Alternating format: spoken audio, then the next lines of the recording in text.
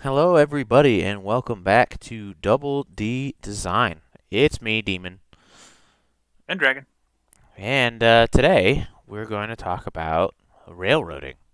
I know last time we were talking about NPCs and fitting NPCs to specific roles or rules, and how we would build them and put them in the places that we needed them. And today I think we're just moving on to a little bit more of a kind of an overall general sense of what the hell railroading even is. Um, you know, I think railroading for me would be, putting the players on a track, as it were, and keeping them there and not letting them deviate and do things on their own. And how do you, Dragon, deal with players throwing a wrench into things? Oh gosh. I mean, well, throwing a wrench into things, just go with it. Like I really, you got to get creative real quick. Is how I kind of approach it. Just making it up as you go. If they derail themselves and go in a weird direction, uh, yeah, that That it's hard. But have some random tables ready, yeah, lists of names, things like that. you It's the know, best way I've found to deal with it. having allowing the players that freedom of movement, and to make it feel like their actions matter, by not saying, well, okay, you do X, but well, this thing happens anyway because I need it to happen. Well, okay, even if you player want to do this thing, you want to do this cool thing. Well, no, that's not going to work because I need you to do this other thing. And just going with the flow is a huge way to not just railroad people. Let the players do it. Be creative. Have those lists of names, those random tables, if you don't want to think too hard. Um, and just how do you balance that storytelling aspect, right, with the story that you need or want to tell, and also the actions of the players without making it obvious that you're doing, pushing them in a certain direction. Yeah, I guess the illusion of choice, right? Like you want them to feel that they're making decisions and going in directions, but you kind of you I think as the DM or as the GM or whatever, you've got a little bit of control of that in the direction it goes. You have a ton of control. It's just helping them feel like they chose it, right? They chose the path. Um, it's difficult, but it can be done. Uh, and part of that also is knowing your players, so you kind of can guess what they're going to choose before they do it. I'm not sure if that answered the question, but No, I um, think that does really help. I think as the DM, right, you are the not necessarily the conductor of the train so much as you are the engineer that has laid the tracks out in front of the party, and they're the ones conducting the train, right? And I mean, I think it's our job to be able to give them, be it legitimate choice or an illusion of choice, to be like, well, here's a 6-track multi-track drift that you can do. Here are your 7, 8 options of how you're gonna deal with this situation, and sometimes they choose option 9 because you just don't expect something. But I think and you have a good point of knowing your players. But go ahead. and then there's when we talk about options, you say like, hey, we got like 6, 7 different options. I kind of think of it as like restaurant menus. Just in I don't know. I'd read it somewhere, but basically, if you go to a restaurant that has 400 menu items, you get choice paralysis, and then you're not happy with anything that you get because you Ooh, think, yeah, oh, I should have got this. Whereas you can go to another restaurant that has a much more narrow menu and specializes in burgers, and they have 4 burgers, and that's all you got. You're going to be happy with the burger that you got because you've only got 4 choices. Similar here, I think. Like if I just throw my players into a city and say, okay, what now? yeah. What do you do? It's too What is your much. next act? What do you want to do? And they're like, I don't know what can I do? Whatever you want. Well, I don't know what I want to. They get choice paralysis, or they just lack the creativity to act on something, or even they have no purpose to act. Right. So you have to. It's not railroading. It's storytelling it's storytelling and enabling the characters to tell their story. Yeah, I think going with that burger joint analogy, right? I really like that. I haven't heard that one, but Let's say you are the restaurant owner as the dungeon master or game master, right? And you have all of this prep time before before the restaurant opens, before you even buy the property, whatever. You are like, I'm gonna set the theme and the tone of my restaurant. Okay, cool. I'm doing burgers, right? Rather than, I don't know, I'm making food. It's going to be a food restaurant. Like, it's too much, too generic. Nobody's gonna want to eat there. But then you get the menu and you start paring down the menu and like, well, I also, as the burger owner, I want to make these products, but what are people going to like? What are people, okay, people like the generic cheeseburger, that's easy. Some people like mushrooms, some people like jalapenos, and those people, those customers are your players, and I really like that you can kind of pare down that menu of options for them because, you mentioned that maybe they don't have that creativity, but also keep in mind, like I said, you have that creativity kind of, I don't want to say stored up necessarily, but built up over time. And in the moment, I can't, it's so hard to make decisions in the moment. I need time. And, that's one thing as a DM is you get to wing it. But if you've kind of pared down that options menu to a reasonable amount, it's a lot easier to kind of riff off of what the players are doing and still be Yeah. able to tell your story, your theme, and also kind of include them in the storytelling process. I also step into a session with probably you have your main storyline. Kind of, we actually played last night. You got to enjoy being a player for Oh, a change. it was so Uh, wonderful. so the main storyline was that we were gonna, the players were gonna go to this inn that was gonna involve them playing games and doing some crazy things. Like that was really what it was gonna be, is just a fun introduction of a new character in an inn. But Yeah, what if my players had turned off and said, you know what, we're not going to the inn, or we're not interested, we don't want to play the games, or we don't want to do this. First off, it was a character introductory session where I had to bring you in, yeah, actually, yep, which so I had to make that up on the fly. Like, oh well, my players aren't going to the inn, so I got to get them introduced another way. But I stepped into that with two alternate paths that could have happened.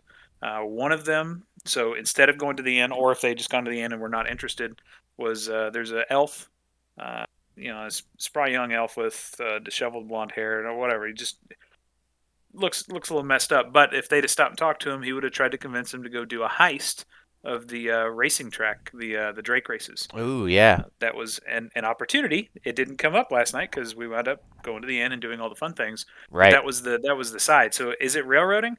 No, I'm not railroading you into the inn, but I've got like five railroads. You know, the yeah, other one was a list of shops. If you all decided you wanted to go shopping, I had a more in-depth shopping experience, being in a place that's very diverse and has a lot of crazy things in it.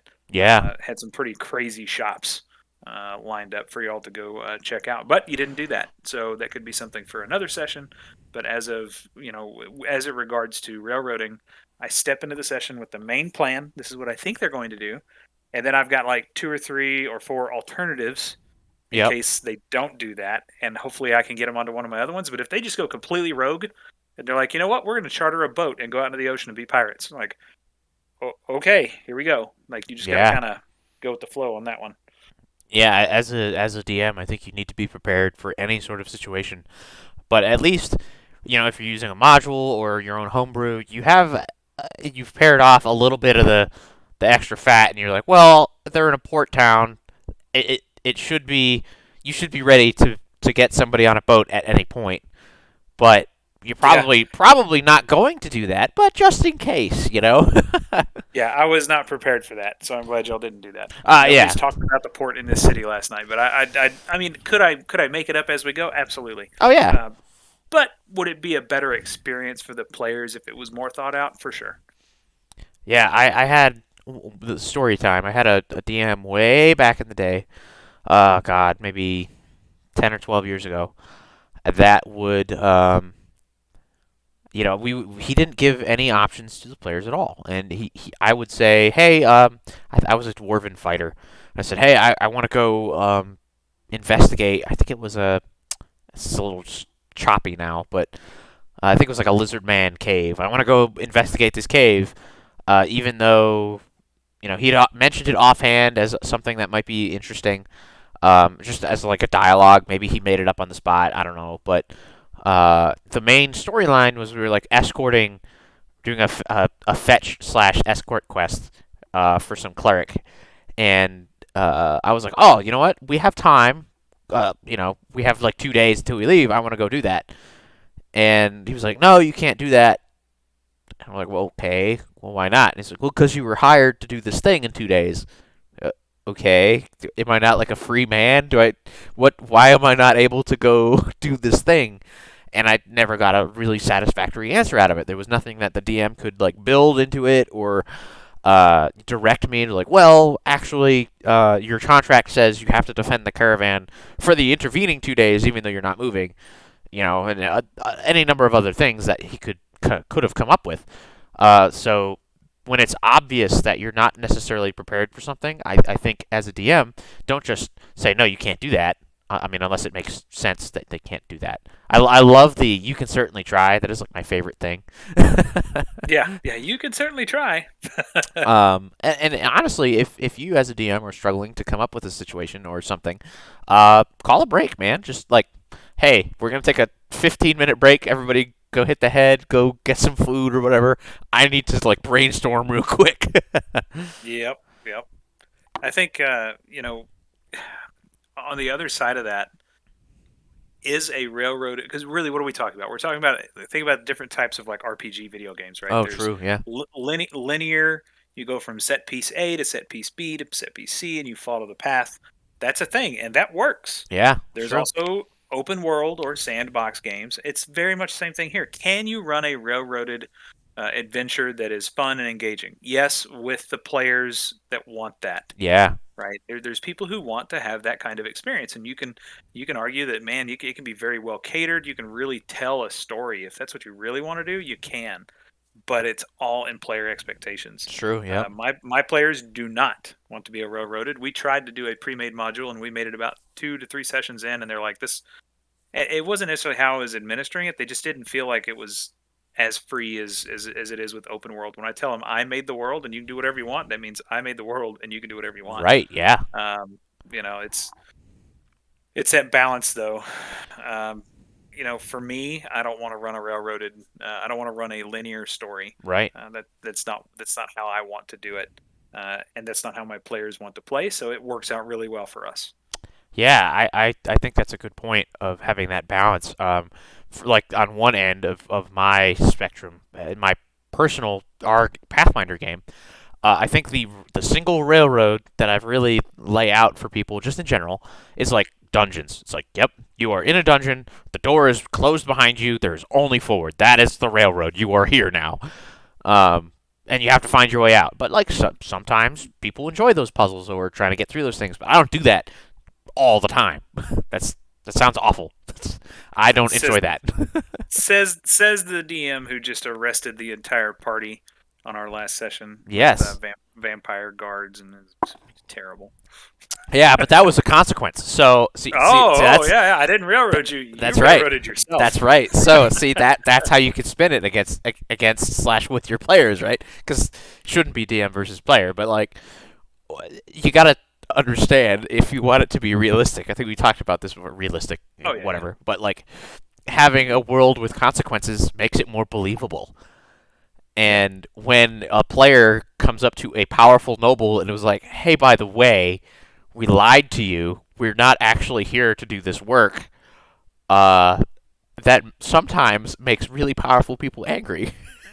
like, Yeah, and yeah, like, I viewed that right, even though technically yes, I was like this. These three events will happen. In the dungeon, this dwarven PC got separated from the rest of the party while the party was drowning. They were drowning, and there was literally no way to save them. So he made a deal with a devil. He straight up made a deal. He sold his soul, and he said, "Rescue all the party and my husband, and I'll do whatever you want." And okay, that's event number one. Event number two is that he's not going to be able to murder somebody that he views as a companion. And then event number three is they're going to return to town and if they return to town, they're going to get caught by all the guards that are hanging out waiting for them. yeah. And I straight went into town. It was my fault. I Uh, did it. but I think Though those first two events, right, I had written those like these are happening. They were completely unexpected, as far as I'm aware, by the party members.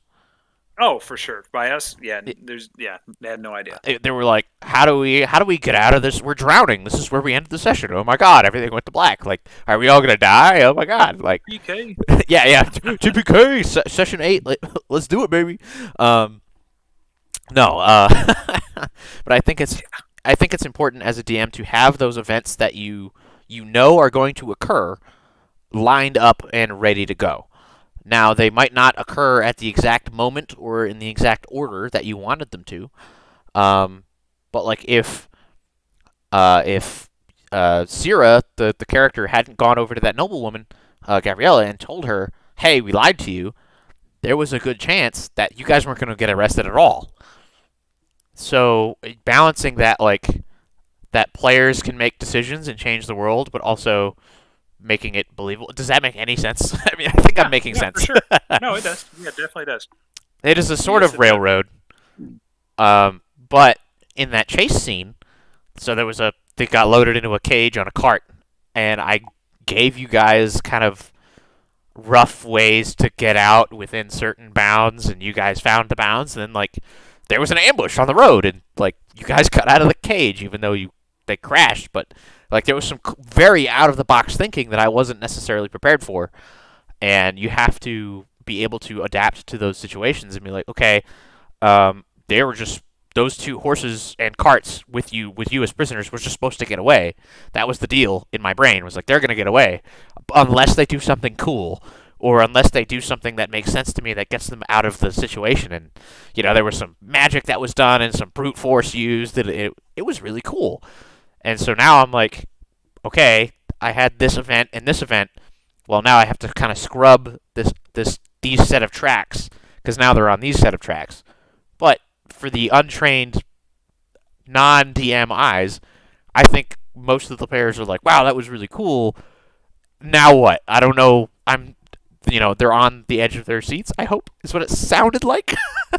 Yeah, yeah. So being able to set up that balance of yes, this is going to happen, but also giving them the choice to derail, I think is important. I know you mentioned that already, but Yeah, we literally derailed it. Like that was 100% what we did. yeah, and that is great. I love having the flexibility as a DM to be able to allow for that player uh, interaction or choice. Well, and it opened up, this example, right? I mean, we're in carts in a jail, or like a prisoner cart being hauled off to go to a trial, Yeah, and that could have been the end of it. You didn't have to let us succeed or even try the way you did yeah, to escape. Now, with those attempts, I think it would have been poor form to say, "Nope, you can't get out. There's nothing you can do. You're done." yeah, Like that. That's not, to me. That's not fun. It also probably wouldn't have been fun if we said, "Hey, can we knock the cart over?" And you're like, "Oh yeah, go ahead. Yep, you knocked it over. You're now free." Well, how do we? Let's play the game, please. Like, can we yeah, play? yeah, And that came in the form of strength checks, charisma checks. There were some spells cast, like all the little things that happened that got us to that point. That's what made that. It's not even the illusion of choice; it is choice. And then being able to use the mechanics of the game and affect the world yeah. As around you. it's your job as a DM and also as players, but mostly as a DM, you set the very, very bare bones of what is and isn't going to happen, or is what is and isn't allowed to happen, and then you and your players, through RP and through game mechanics, put the meat and the skin and the features on this horrible flesh warp amalgamation of a story that you're making. And it Yeah, doesn't necessarily have to make sense as long as it's fun. Um, and then when it does make sense or when it's more believable, that's even better. Um, I think it's that balance of those interactions during sessions is important, but then how I know you're not super experienced in the large campaign setting, but what are your thoughts on? I know we've talked about this a little bit, but like you wanting to tell your story, balancing what the players want their story to be, and how do you balance those those choices, those decisions, those long-term story points. Well, the long-term story points, the way I balance it is I guess I don't, right? Because I don't balance it. I have these long-term story points, Yep.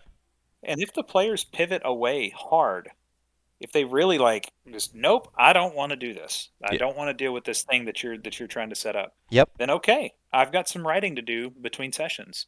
Uh, I, it is fun for me still because what do I enjoy? I enjoy the motifs that I've placed in there between the humor and the reality. Yeah. I like those. Specifically the harsh realities and what is a character's actual motivation? Why do people do things and exploring that?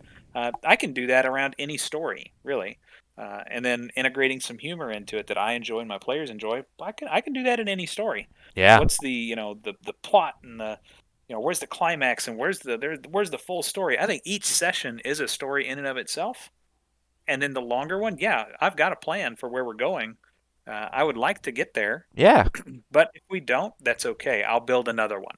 Right. Right. We'll go a different direction. The day that if you all had bit off, or if I had presented you with and you wanted to pursue a heist type mission against a large racing track, then okay, that's a whole nother bag of worms. That's just a completely. There's so much opportunity for that to go bad and to wind up in prison or to wind up whisked away on a ship somewhere else. With millions of gold pieces or who knows. There's all kinds of ways this can play out. So, how do I balance it? The story I want to tell versus kind of the story that the players are trying to get to? I think I don't. I think I tell the story that I want to in the situation that we're currently in. And that may be different from my answer last time, but I that's where mean, I'm at now. right? We evolve over time. We do these podcasts once a week ish, so things change as we play through games. We get more experience. It makes total sense if we change our minds. We're just people. I think it's important. I've done a lot of long term campaigns, and I still struggle with um, the I guess the center line or whatever the middle of the story is that I want to tell. I'm like, okay, I'm gonna start in an area with these players. I'm gonna be upfront. This campaign is about. It's gonna be a dark campaign with vampires and political intrigue. If you guys so choose to do that. And generally speaking, there was a certain affirmative, and that was that. And I'm like, okay, now what's the end goal? I frankly, half the time when I start a campaign, maybe even up until 10 or 15 sessions in, if it's a long campaign, I don't know what the fucking end goal is. Like DMs, you Yeah. don't have to know. If you want to just enjoy telling a story or building up the characters or just getting your feet under you, you don't have to be okay, this is the climax. The climax is this guy is going to be the boss and he is going to I don't know, take over the world or whatever, unless the players do. It's like you can have that as a story, but you don't have to have that pre-planned out. You don't have to be okay. Session 25 is going to be boss fight versus this lich queen, and this lich queen is okay. Well, now the party's nowhere near there. Now what do I do? Like, I don't know. I think there's a certain fluidity you have to kind of adopt as a DM GM of having that creativity and allowing the players to do their thing and just being prepared weekly or bi-weekly or whenever you play between sessions to like kind of usher them on in their own direction and letting them take their choices and then like yeah like building those set pieces around them. I was kind of rambly, but No, no, for sure. And I also I think I use railroading specifically out of fear of stagnation, right? yes, I really get concerned when my players they don't seem to know what they're doing and they don't really know where to go and they don't really have a path that they're taking and they're just sitting in a village doing fetch quests, yeah, like and it's starting to get kind of dry. And I've yep, got this big, beautiful map that I've drawn that has awesome places to go and cool things, and then they're stuck in a fishing village, and they just don't really do anything. I have to give them the catalyst for that to get them to travel, to get them to do things. Yeah. In my current campaign, the reason my players left that town was because a giant hurricane magical storm was coming in and hitting the town, and the patron that they were working for was asking them to leave and go take a message, and kind of starting the whole grand arc of this campaign regarding a interplanar breakdown type situation. And that's great. And if the players decide to continue down that path, I'll throw some MacGuffins in. Right. And MacGuffins, being items that are kind of a you know cheap way of getting a story to continue, but whatever. Um, Still, we'll see kind of what happens. But I'll railroad them when it stagnates. I'll try to get them to move and go somewhere else, or to bring the story forward in a way. Yeah, I think that's something that a lot of people can take to heart. It's a lot more dangerous when your fear of stagnation turns into fear of, hey, they're leaving this set piece that I really want them to explore, and oh, I'm not going to give them the choice. They're going to stay here and explore it, whether they like it or not. And I think that type of railroading is bad. But the avoiding the stagnation and pushing them to um, I don't know, into different areas where they're not bored or confused, I think is a good way to. And you can always tie to those up with MacGuffins, but like story hooks are almost a sort of railroad, right? You lay that track out in front of them, and now they have 4, 5 options for tracks to take. Yep. But Yeah. I think it's important to be able to, give them that option while also if everybody kind of understands what the theme of the game is, if there is one, um, that hey, not necessarily all of these tracks are going to be immediately gratifying. Like there's going to be some build up if it's a long campaign. Like, um, hey, you have these options. You can return to them later, even. Um, but Oh yeah. as the DM, you set like the menu. You set the menu. Okay, this is a vampire story. 3 out of the 4 tracks are going to involve vampires, whether you like it or not, because you're the ones who joined in on this. You signed up for it. But you can always, if the players all decide, or a majority of them decide, hey, we don't want to play that anymore, then as a DM, that is your time to either respect that decision and be like, okay, we're gonna, I'll work things out so we don't do that anymore, or hey, okay, if you guys don't want to do this, then I'm somebody else can DM a campaign, or that sort of thing. Don't be afraid to kind of set those boundaries of set those contracts, I guess, with your players beforehand. Yeah. Yep.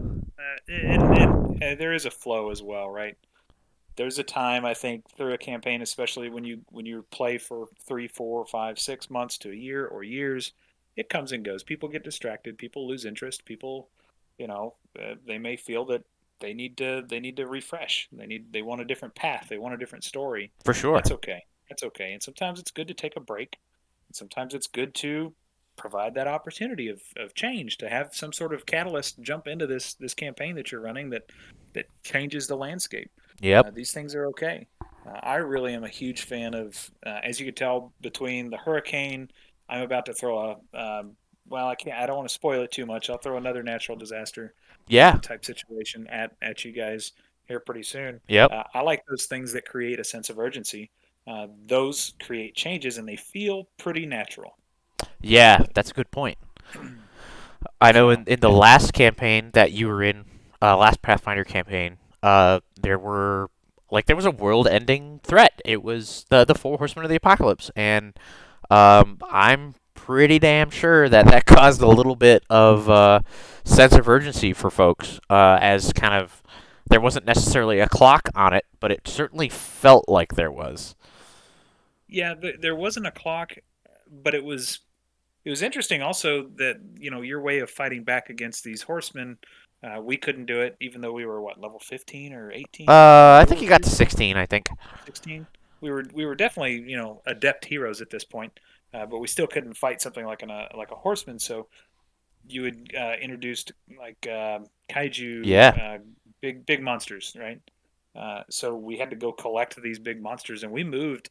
If I remember correctly, we moved relatively quickly between places. Oh yeah. Uh, Once you it guys got seemed that high like it. level and got fucking teleport, like Oh yeah, that's what it was. We were able to move quick uh, until we got sucked into the bottom of the ocean by I don't remember how we got down there.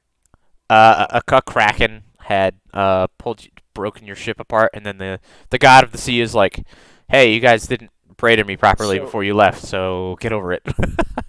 and we talk about railroading. That is a say you have a party that's leaving one port going to another port. They're close to their objective. They're so close. They're ready to go beat the bad guy to go get the supernatural assistance or do whatever they're going to do. And then you railroad them.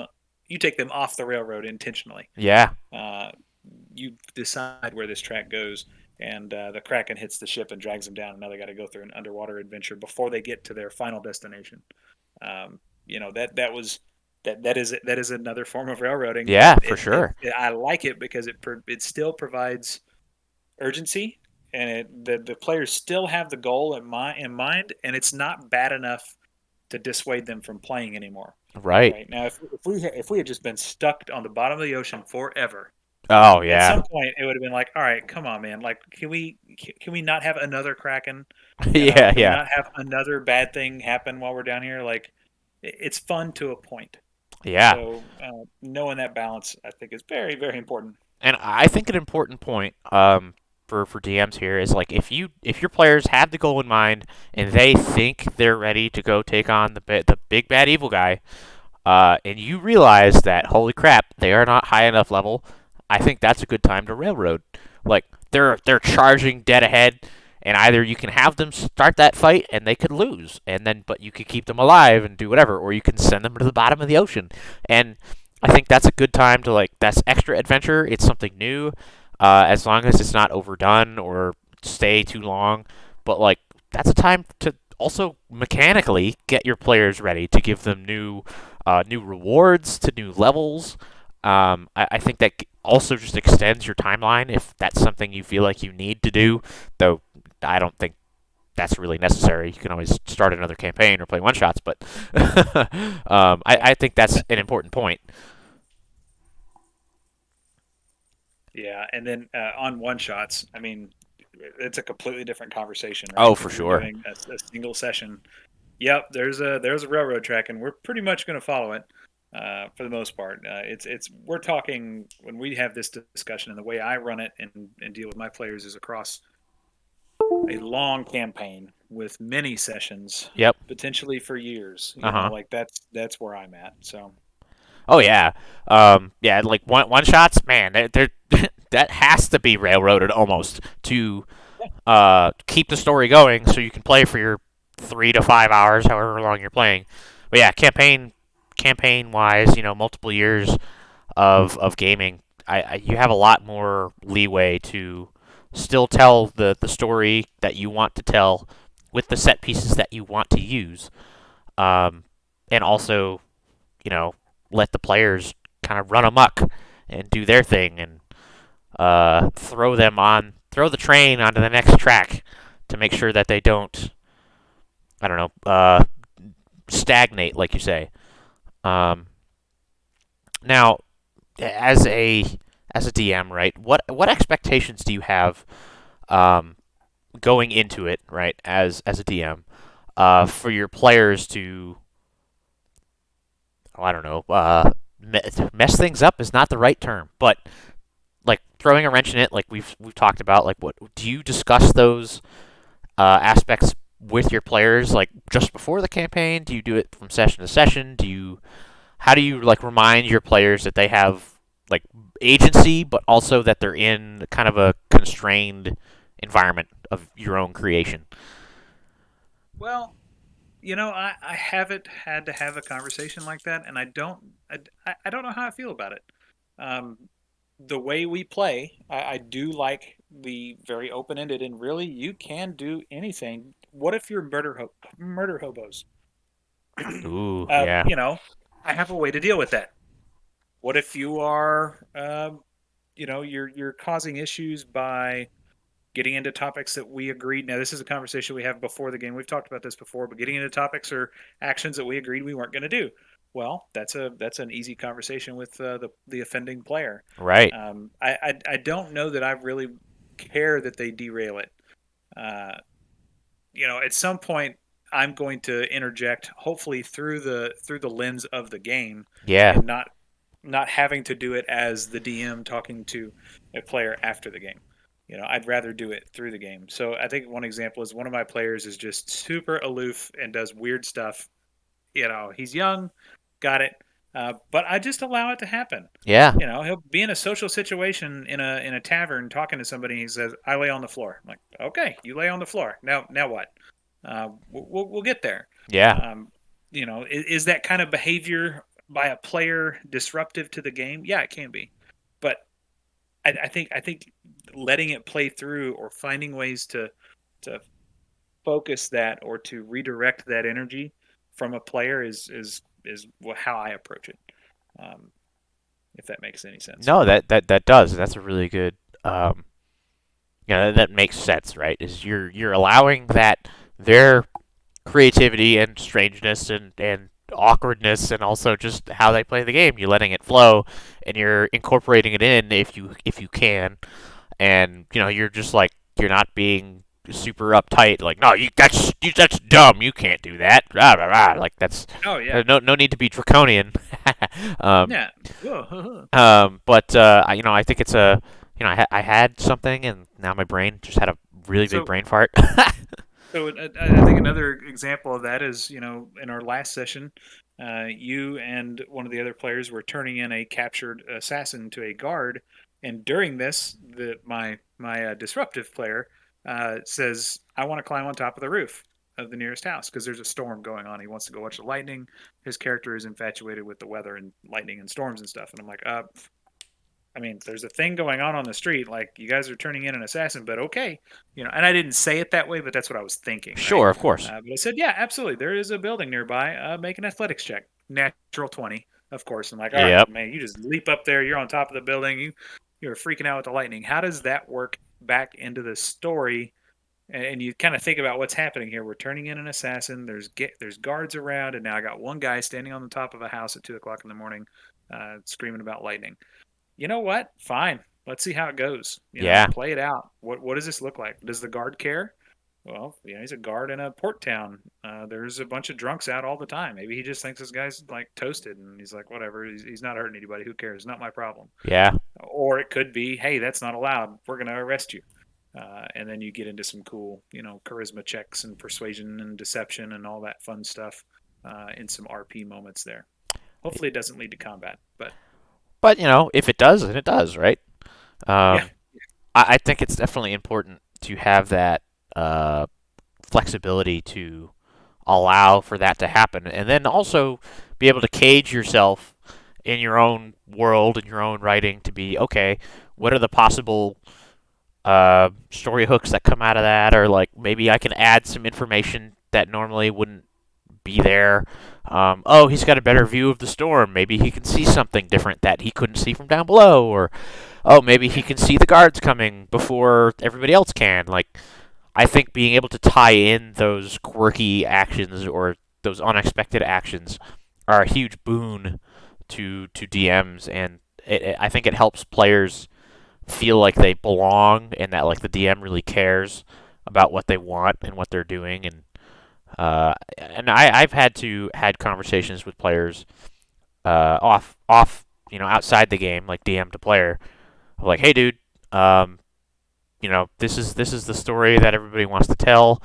Everybody else, all four other players, are having a great time, but you are the different guy who's just being a total murder hobo, and the players are fixing to kill your characters so they don't have to deal with you anymore. Like, let's come on, man. I'm gonna railroad you a little bit and be like, no, you can't just do that stuff. Um, hey, these are the boundaries that we've set as DM and player. Like, let's actually play along here. And yeah, and just like also allowing the the other player characters. If this dude, we had a guy that actually did happen to me. Where like, yeah, the players turned on him and they murdered him. Like they're like, this guy he's evil. He's just murdering people. He's saying some pretty horrible things that we all agreed that was not going to happen. And it was like the last straw. And I was like, yeah, no, I'm done with you, man. Like, get out of here. This is not okay. Like, we're all trying to be friends and tell the story, and we're all working together. This is a cooperative game, and those are difficult conversations to have, and when you need to have them. But hopefully, with proper player and DM interaction and storytelling and railroading, like, you don't have to have those conversations because you're keeping the train on the tracks away from those sensitive topics or from those actions that are just way out there, or you're integrating those actions that are way out there and making everybody feel like it's the proper thing to do or the a good time, and if that makes any sort of sense.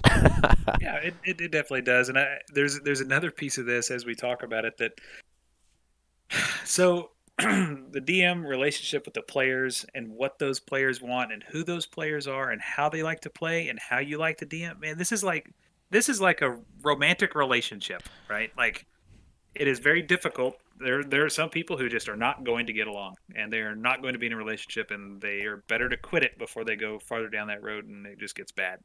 Right. So in the play groups that I'm in, the players right now are very in harmony with each other and they're in harmony with the DM, both in the campaign I'm DMing and in the campaign that I'm playing in.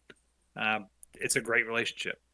And it's not always that way. So how do you DM? I mean, do you want to DM or how do you DM with characters or players that you don't like the way they play, or they want to have a numbers driven dungeon crawl across 500 rooms and you want to lead something that's more RP?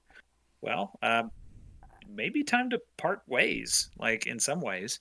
Um, give it some time, and there's friendships and all that kind of. There's real world ramifications there, but yeah, it can get difficult. I think, and it ties back to this railroading versus free agency.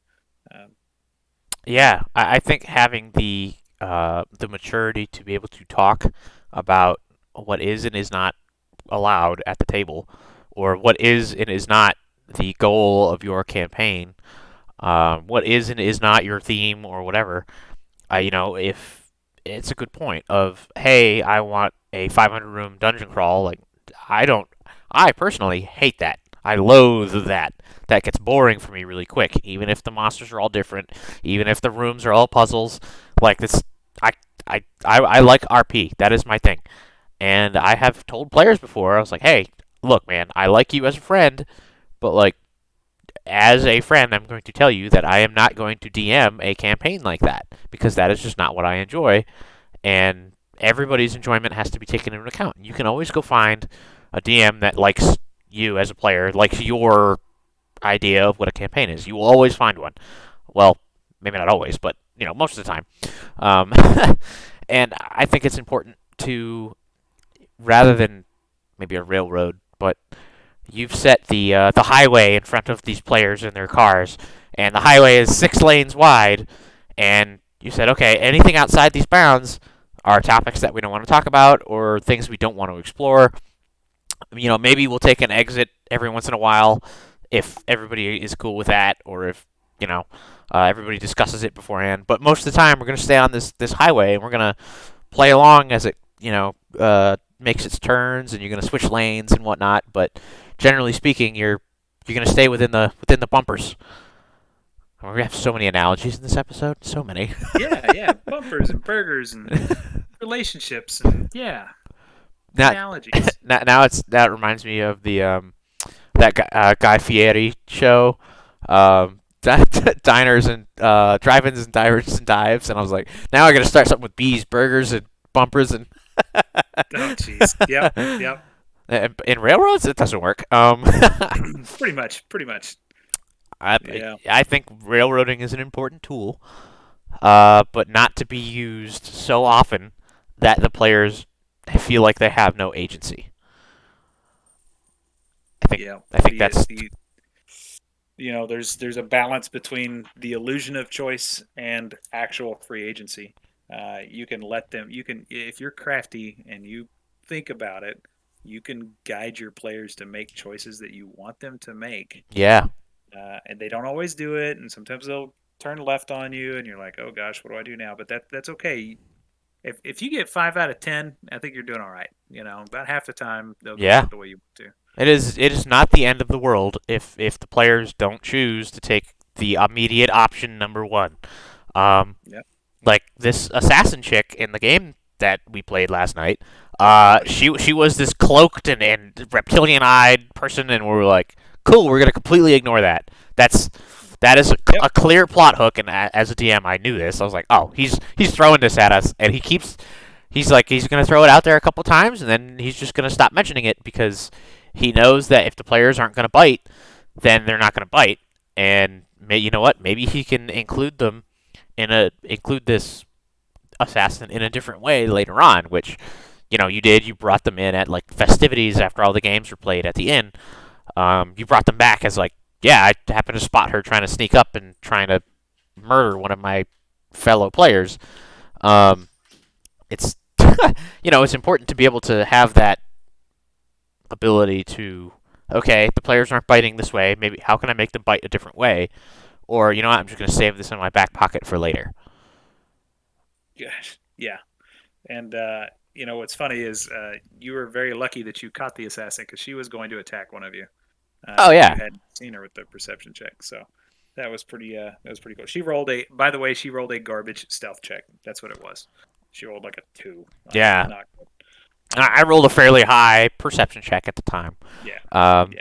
but I think as DM, being prepared for those actions where, okay, I built a rogue and I am going to put this rogue on the track to go assassinate this player. This is how this is going to happen. And I expect that no one is going to see this character. Okay, cool. Now you've railroaded an NPC, which is weird to even think about that way because that's not how that term is usually used. But you've set them on a trajectory of expectation, and then being able to react to, oh my god, I rolled really poorly. Okay, two of the players rolled really poorly. Oh crap, the third one rolled really well. To being able to pivot to, okay, I was expecting and had built a combat. Well, okay, now they're gonna have a combat, but like nobody's gonna get stabbed first. Oh my god, now he's using spells to charm her. Oh crap, that's not what I Yeah. was planning. But 100% not what I planned. you know, it's This was going to be a small combat engagement with, and one of you is going to wind up probably being poisoned and having to deal with that, and then rummaging through her remains, finding some of the items that I have on there for you to find. But no, instead you hold person, charm person, uh, take her daggers away. Like it was all kinds of not at all what I expected. You all went the pacifist route in a lot of ways. You did not kill him. It was pretty interesting. yeah, I think it's really cool to within the greater story that you're telling. As a player, most players are not tracking what the larger story is. They are building it one session at a time. They have their notes from the past or their memory of the past. I know a lot of people don't take notes, and that's okay. That's totally fine. Um, but they're watching it unfold in more or less real time, whereas DMs we're building the future, and sometimes the future is not an exact science. I think it's important for all DMs and all players to understand that you work within the bounds that you're given by your play group and have fun within those bounds and just understand that maybe not every action will be solved immediately or not every DM has the ability or time to fix or to solve or to roll with something that has happened right on the get go, and sometimes they need time. DMs need time. DMs, take your time, please, for the love of God, take your time. Uh, yes, yes, and carve that time. And that gets to writing again, Yes. writing style stuff like that. I mean, sometimes it's kind of you know therapeutic. Close up the office, sit down, put on some good tunes, and get the creative juices flowing. It's prepping for the next session. It's, build those 5 different railroad tracks that you can go down potentially. Yep. 5 different options or 4 or 3, whatever that your For players sure. might go on the next session.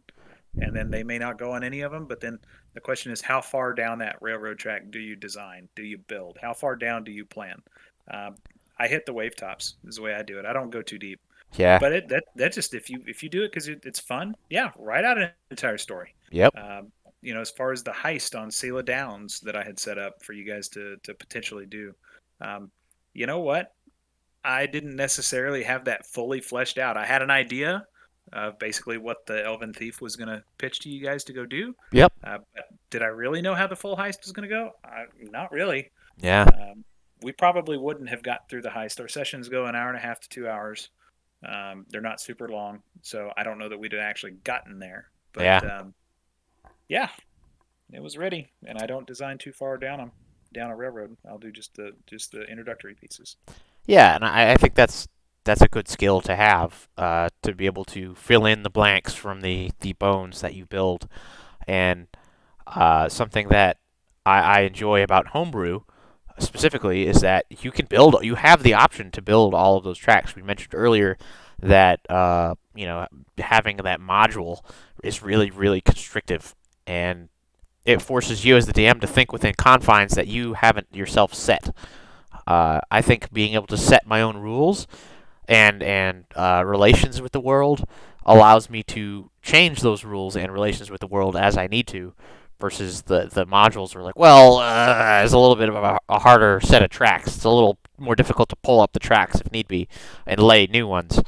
Um, yeah, having locking yourself in the office and putting on some music and just sitting down and writing, hitting those wave top specific bullets are important to have that time as a DM to be able to build a believable and fun world for yourself and for your players. Don't forget, you as a DM, you are also a player. You gotta have fun with it. If you are not having fun with it, sit back, take the time, and reevaluate what can you change, what can your players help you with, what do you need to be able to enjoy the story that is being told and to be able to kind of nudge the players in the direction that you want to nudge them, and being able to set up that cooperative storytelling.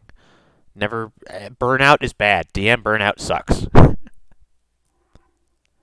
Yes, it does. You got to have fun. And I've had a lot of fun in my last two sessions by presenting almost mini games is what it was. So the last session before last night's was at the Drake races, which was a big mini game that the players just had a blast with. And then last night very much was a mini game in a tavern, an inn, where the patrons are pitted against each other in games of feats of strength, that kind of stuff. Yeah. Both of those were super fun to run with a lot of opportunities for chaos and weird little things to happen. And I incorporated a lot of die rolls to help decide things to kind of stimulate that chaos. And it was so much fun. What I struggle with a little more is, and that's kind of railroaded, but there's a little more chaos in it, a little more chance. What I struggle with is long journeys. Man, I hate Oh DMing a yeah. long journey. I don't like it. Like, and you wake up and you see nothing, and you get back in the cart and you travel all day. Roll on a table. No, nothing happens today. Yeah. Yeah. Like, Games and you have can you fast can travel for a reason. yeah, and you can do the fast travel thing and say, oh, it takes you 4 days. Over these 4 days, nothing happens. Is there anything you want to focus on over the 4 days? You can do that too. But I just don't like. I don't like the travel DMing if I don't have some events to occur during the trip, or I don't have some sort of random table that's going to give us something interesting. Right. And I Right. will say, if you're railroading your player, for me, if I'm railroading them and they don't get off the track, it's kind of boring for me. Like, I really enjoy when the players do something unexpected, like charm Yeah. person Yep. on the assassin.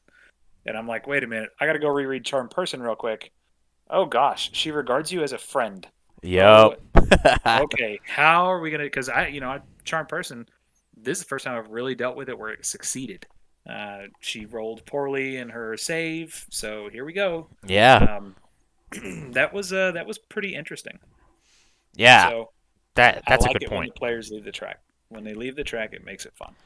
Yeah, and coming up on last 5 minutes here, I think it's important to, yeah, like challenge yourself as a DM, and you cannot, you will not ever plan for everything that the players will do. Unless you have some super studious, by the book player that thinks inside the box all the time, you're never going to be able to plan for it. And even that, you'll never be able to plan for. Um, so just, yeah, being able to take it in stride, you know, just make sure that you don't get super hyper offended as soon as somebody does something slightly outside of what your expectation was. It would have been kind of depressing and sad if you Dragon had lost your mind at the fact that I used Charm Person and be like, no, you can't use that spell. She's an assassin. She's supposed to kill like that. Don't have those reactions. It's bad. Oh, for sure. Yeah, that's not that. Yeah, and just faking die rolls, Oh God, like yeah. not. Oh, you got to be very careful not honoring the dice. Ooh. So do okay. Big secret time. Oh yeah, yeah, Have yeah, I ever fudged a die roll? Sure, yeah. it's happened. No, When same, you're same. DMing, like sometimes it just needs to be that way, especially when your players go and they meet the big bad evil person like way ahead of time. Yeah, That those kind of moments, sometimes it just has to happen. But yeah, you can never tell them. The players must never know, and they must think that you always honor every die roll. yeah. I, And so, I, that's I have them roll a lot of die. Yeah, you saw me do it last night. I yes. had a table behind my screen for what games they were going to play inside the tavern, and I had each player roll a d6 and give me the result. And then I wrote those results down and I applied those to the table. Now, the players don't know, did I actually use the table or did I already pick those 3 games?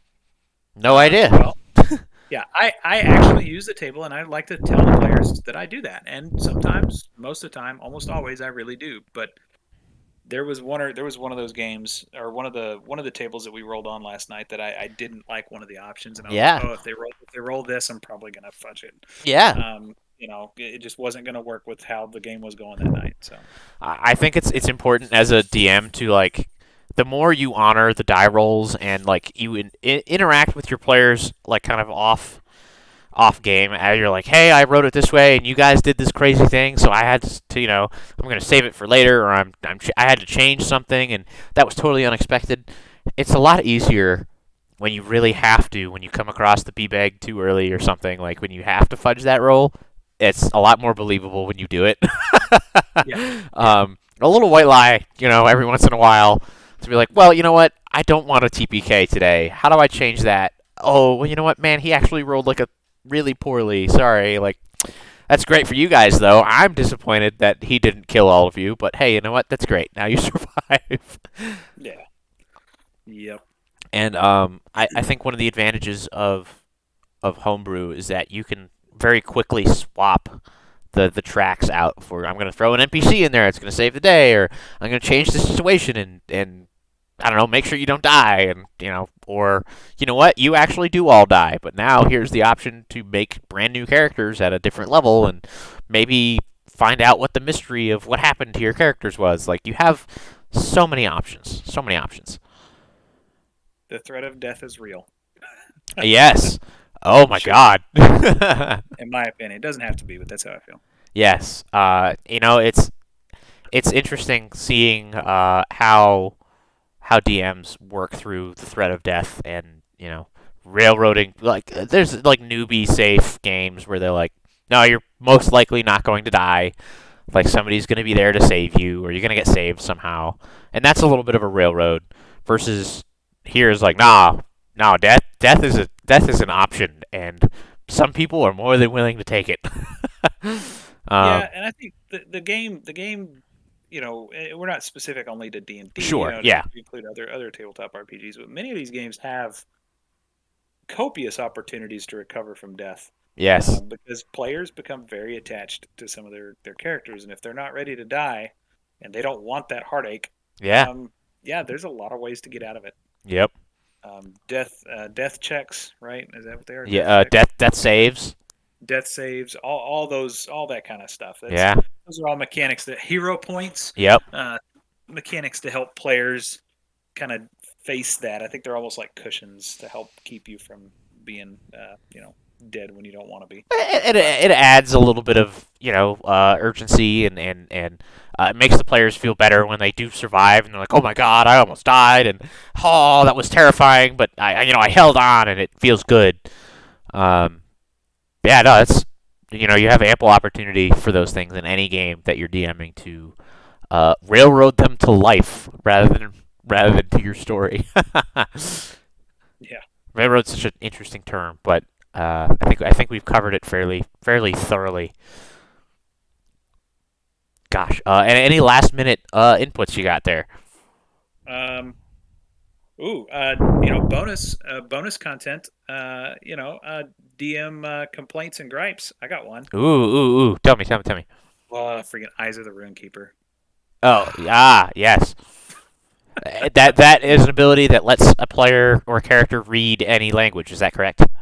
Well, it depends on how you read it. People kind of complain, it's read any writing, but that doesn't mean you understand the language or read any language. I'm playing it as I'm allowing this warlock in our party to be able to read any language. And I had just that assassin you all killed or turned in last night. You got Yeah. a letter off of her, and it's sealed in wax, real fancy looking letter. And once the session concluded, I was like, oh well, I'm just gonna. They're not gonna be able to read it anyway. It's in like some Yuan-Ti language or something they can't read. And then I thought about it and I was like, oh dang it. My warlock has Eyes of the Runekeeper. And Oof. this is not the first time this has come up. Yeah. Multiple times they come across some ancient ruins and they're like, oh, I can read it. What's it say? I'm like, oh Oh no. no. It, Give me a minute. you wanna know what's really funny? I don't know how you keep doing this, my dude. But next time we're gonna talk about dungeon master issues, gripes, complaints. Are you serious? Dude, you know what? I Some should be prophetic. I should get into like fortune telling or tarot cards or something and Yeah. just get after it, man. You never know. Yep. I mean, we talked a tiny little bit about it today. But oh yeah. You know what? I'm gonna hit the Ren Fair tour, and I'll be like the one dude fortune teller. I'm pretty sure. Have you ever seen a male fortune teller? That's a good point. Not really. Yeah, there you go. Breaking That's barriers. right. That's right. Our podcast topics and your future. So Yeah, there you go. That's right. Yeah, we'll hey, send us some beer money and we'll take care of your future, something like that. I do your TM so future. I don't know, something. So yeah, that's awesome. cool. That's exciting. Well, hey, thanks everybody for listening. Thank you for joining me, Dragon. Yep. And this has been Double D Design, and we'll see you guys next time. See ya. See ya.